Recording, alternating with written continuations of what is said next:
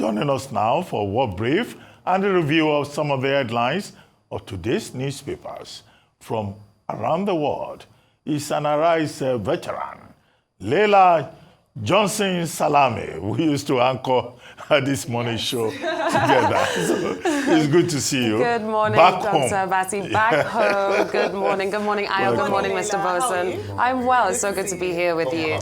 That's how Dr. Batty welcomed her this morning. Welcome home. Oh, yes. Oh, yes. Back home. She used to be here. Then anchor on the morning show. Honestly, time flies, doesn't it? Yeah, thank you. Good morning to you, viewers. Let's start off with our global briefing for the day. Hezbollah leader Hassan Nasrallah has placed the blame for the recent deadly explosions of pagers and walkie-talkies on Israel. Meanwhile, the Israeli military has continued to strike, with the IDF stating that it has struck, in quote, additional terrorist infrastructure sites. Israel has yet to admit responsibility for the blasts. These incidents have resulted in several fatalities and thousands of injuries. In a related development, the Israeli army reported that 2 of its soldiers were killed near the Lebanon border. The United States, France and the UK are urging restraint in the region, concerned that any further escalation could jeopardize efforts for a ceasefire in the ongoing Gaza conflict. It is important to note that a representative of the US State Department said the United States weren't involved in the walkie-talkie attacks, but would not say that the US wasn't aware of it. Furthermore, Hossein Salami, the commander of Iran's Islamic Revolutionary Guard Corps, has assured Nasrallah that Israel will face a severe response from the Resistance Alliance following these attacks, and Hamas have welcomed Nasrallah's remarks. Moving on, 5 women have come forward with allegations of rape against the late billionaire Mohammed Al-Fayed, former owner of Harrods. A new BBC documentary reveals that over 20 former female employees have accused him of sexual assault or rape. The current owners of Harrods expressed their deep dismay over these claims, acknowledging that the victims had been let down. The reported incidents occurred in various locations, including London, Paris, Saint-Tropez and Abu Dhabi, with more women said to have been stepping forward since the documentary aired. Fayed was a prominent figure, notably known for his son Dodi, who tragically died in a car crash with Diana, Princess of Wales, in 1997.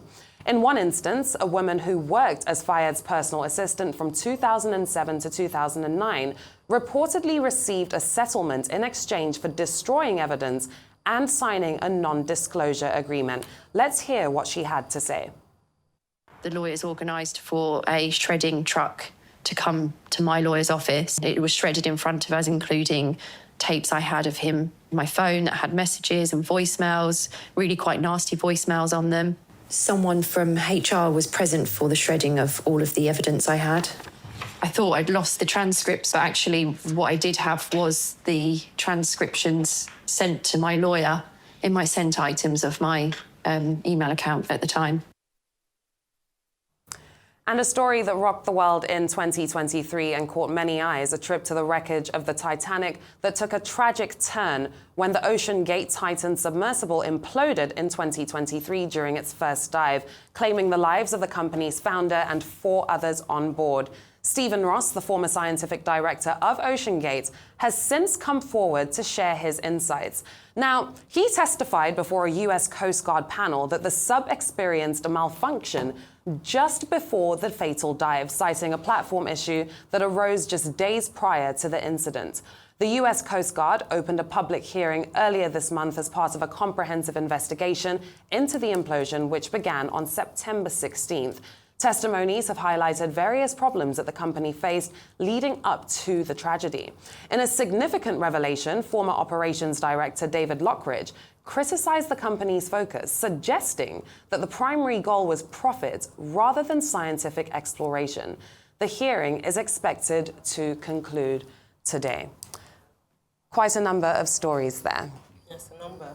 Do you want to go first? Okay, I can go first. Yeah, you can go. Just go ahead. Quite a few. All right. Okay. Bittersweet story. All right. Let me start off with Mohammed Al-Fayed. Very unfortunate news there, and I bring this up because of just only this week we'd spoken about P. Diddy, Sean Puffy Combs, and his own allegations of rape, sexual perversion, sexual assault on some women he worked very closely with. And we've seen there are many names, Harvey Weinstein, a number of people, or very influential men who have unfortunately used their influence to target women who'd worked with them. And just to see that even after death, and I think it's something to remember for people in this similar situation, that even after death, women are bold enough to come out to tell their own story. And of course, a big question, people, questions will come up, oh, why are they just coming out now? Why is it after he's dead, he's not here to defend himself? But if you speak to a number of people who have gone through rape or assault, you would find out that sometimes it takes a long time for them to even be free enough to open up and and share their stories. However, it doesn't invalidate their stories. One of the things that this will do, hopefully, obviously having gone through, once the investigation has been done and it's seen that he's truly guilty, is that it would help other girls, other women like themselves to come out who are either currently facing or have faced sexual assault in the workplace. It would also hopefully trigger legislation.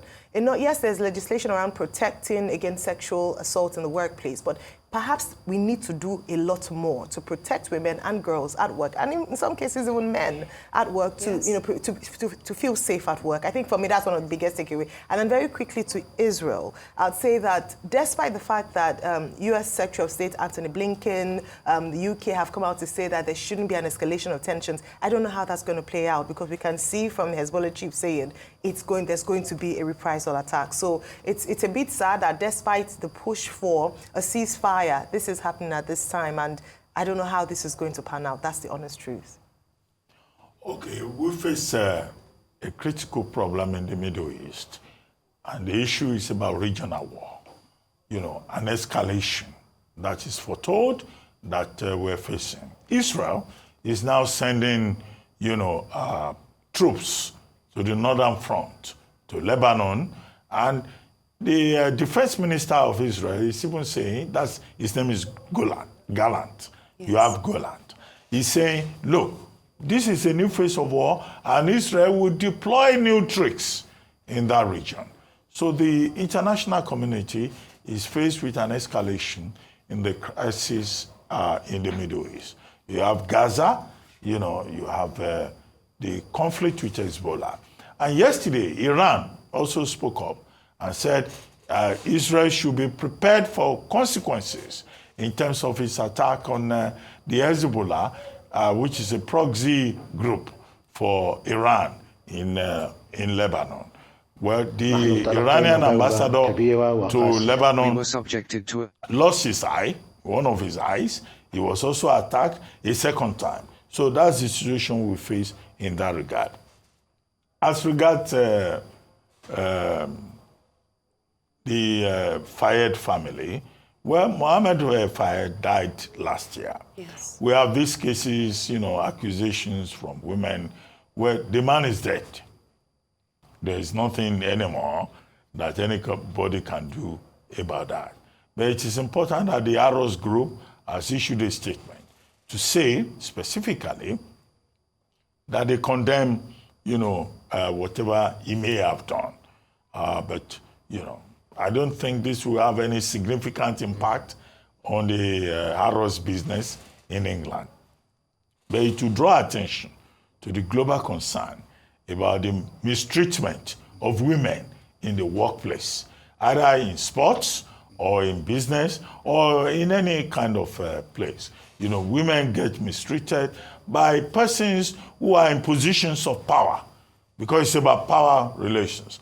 Mohammed Fayed, big man, in England. Okay, he even insisted on health tests for female workers, not for male workers. So we live in a world, despite the fact that we have a convention against the discrimination of women, in the world, but you still find in systems, businesses, small places, people, abusing women. The latest case is that of Sean Diddy Combs, which is an ongoing case. Before him, there was R. Kelly, so this is the reality that we face. Mr. Person? Well, I think and I'll just speak specifically to the Middle East issue. And I think the whole Middle East is sitting on a keg of gunpowder. And for me, the takeaway, and the key takeaway for this is what African leaders should be thinking of what the consequences will be if things escalate much further and how it will impact our economic situations on this side of the continent. Remember, whenever these global powers sneezes, economy catches cold. So we need to think very deeply about this. There's a need for serious de-escalation. There's a need for everybody to step back from the brinks of this cliffhanger, in the manner of speaking. If we have an all blown out war in the Middle East, you're talking about tourism, aviation, oil industry to be more precise. Oil prices could go up. It will have different consequences for everyone. It could help you balance your budget. And then it has consequences on the downside as well. So there's a whole lot that we need to think about. We need to take this everyone has to keep it, aside the fact that there are human casualties that need to be very seriously concerned of for this war gone this long. Those are my points. Those are my views. Sitting on a keg of gunpowder. Exactly. Yeah. Let's move on to the newspaper review for today, kicking off with this day newspaper's 6 trends to watch out for in the Edo State's governorship race. From the Olumide Akpata factor, to the place of Peter Obi, to Edo Nobi Lagos, to the Oba of Benin factor, to the power of incumbency and the role of critical institutions. This day analyzes a number of things to look out for as Edo heads to the polls, and we will come back to that in a bit to speak about that more as the elections are tomorrow. Moving on to the Punch, newspaper reports that the military has manned state boundaries in Edo State, with the EFCC also going after vote buyers. And in the Vanguard today, make the governorship poll credible as the Edo gubernatorial elections are set to take place. The Daily Independent also turns to Edo State as voters prepare to file out. Tensions are increased and security is heightened. There are already allegations of bias against INEC, the Independent Electoral Committee, with the PDP alleging the refusal of INEC to change the Edo State Resident Electoral Commissioner, who is said to be related to FCC Minister Nyesom Wike. Now let's turn to the New Telegraph headline, which reads, "Campaigns have ended. INEC, tells parties as brothers go to war. The Commission has been urged to maintain neutrality and materials distribution has also begun." Also on the front page of New Telegraph today, President Bola Tinubu has shelved this year's United Nations General Assembly, putting domestic issues at the forefront of his priorities. He has directed Vice President Kashim Shettima to lead Nigeria's delegation. One domestic issue of great concern right now are the recent floods, which leads me to Daily Trust that today sheds light on this as Maiduguri flood victims are said to be in a dilemma. The paper reports that the decision by Borno State to shut down relief camps for displaced people has thrown some families into confusion, with survivors fearing that this decision by the government will only create a bigger problem. Those are our local headlines here in Nigeria. But before we discuss that, let's move on to, I'll run through the African papers and our international stories too, and we'll come back because we have a lot to discuss on Edo State today. A spotlight on Ghana now. Daily Graphic, as chairperson of the Electoral Commission, states that the commission won't compromise elections. Ghana decides this December. And let's take this story from the Financial Times. The S&P 500 break a record as investors pile in following the Federal Reserve's jumbo rate cut. The Wall Street benchmark index jumped as much as 1.9%. Lower interest rates have boosted stocks, particularly in high-growth sectors like the tech sector. Before the cut earlier this week on Wednesday, US rates had been at their highest since 2001. Bitcoin also jumped 5.3%, with economists maintaining that lower interest rates can benefit emerging markets due to reducing the cost of dollar financing and other costs. Also in the Financial Times, on the front page, an image that they posted on the front page today of the story that we have just discussed, with people watching the live speech by the leader of Hezbollah in a cafe in Beirut in Lebanon. All right, so for me, 2 stories. Obviously, the Edo State elections, which is happening tomorrow. We have about 2.6 registered voters who've collected their PVCs, which account for about 85% of the PVCs collected. Some others haven't. But a big concern that has come up a number of times, and I think it's just important for us to highlight the trends that This Day newspaper did quite a fine job with that. Yes. The first one, of course, is the Olumide Akpata factor. Shall I put it, aka the Labour Party factor? Yes. And that played out last year during the presidential and gubernatorial elections, as well as the state and National Assembly elections. And we saw how that played out. Now, the concern, as highlighted by This Day newspaper, is that it might take away votes from either the PDP, the other two frontliners, and the APC. Don't forget, prior to these elections, APC and PDP had dominated elections in Edo State. So to see, and there had been concerns around that as to, the Labour Party has come up quite strong. We had Mr. Samson Itodo earlier on, who spoke about Edo South, where he's from, having the largest number of registered voters and how that might swing in his favor. But even importantly is that he might take out, votes from some parties. But the question was unanswered by This Day. So the guess is as good as for anyone watching.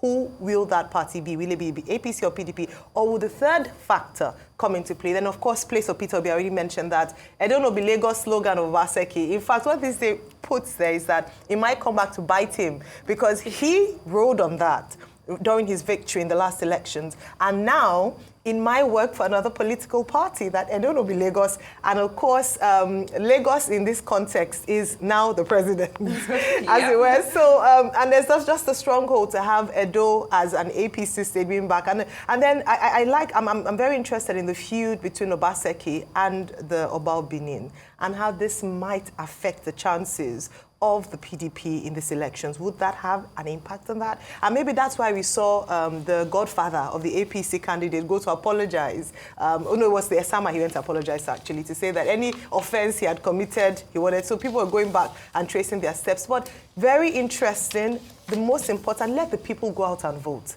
Let the people have the opportunity to exercise their franchise. Security agencies have been deployed, 35,000 police officers, 8,000 others, and the military on ground. Let Edo people have their voices heard and let them be the ones to make the final decisions. And be able to defend their vote as well. Absolutely. Absolutely.